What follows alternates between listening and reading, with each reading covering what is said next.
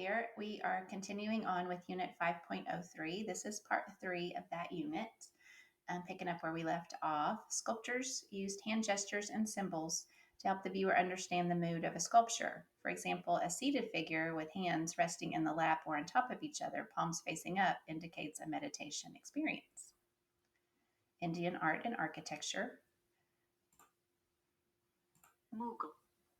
The Mughal dynasty in India began in the 1500s and lasted for 300 years. When the Mughal Emperor Akbar reigned, the arts flourished. Akbar employed more than 100 painters who apprenticed with master artists from Persia.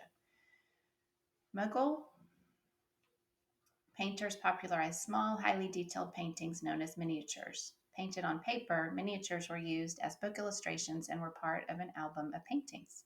Some of Akbar's imperial artists painted portraits of emperors, showing them on horseback or in front of palaces or gardens. Others painted rich scenes of wildlife and nature, scenes from stories, battles, and hunting excursions. We can see some of those here on the right.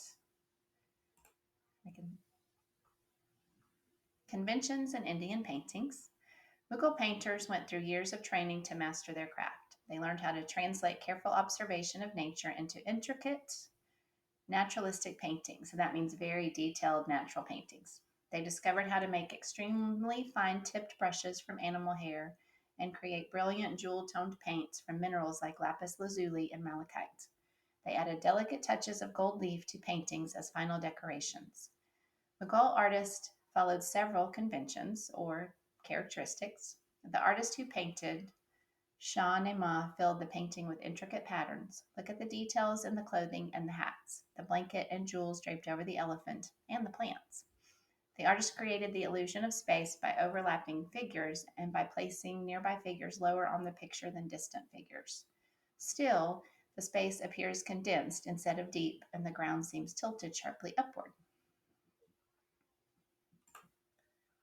People in India have long regarded elephants as important symbols of strength, bravery, and pride. Emperors rode on top of richly decorated elephants in grand processions to show their wealth and power.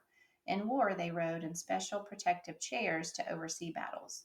One Indian story tells how elephants at the ends of the earth helped hold up the sky.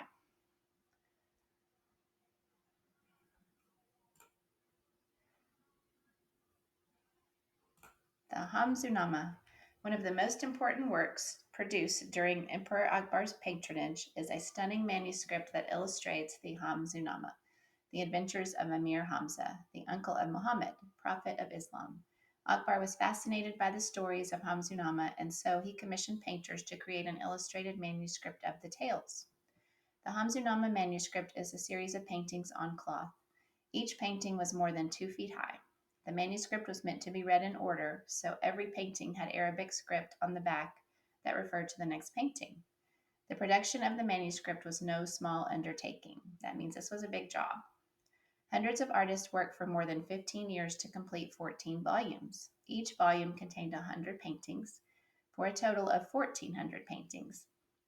Unfortunately, very few works from the manuscript exist today. One of the surviving paintings shown here depicts the rescue of Hamza's nephew by the prophet Elijah. Characteristics of Hamsunama.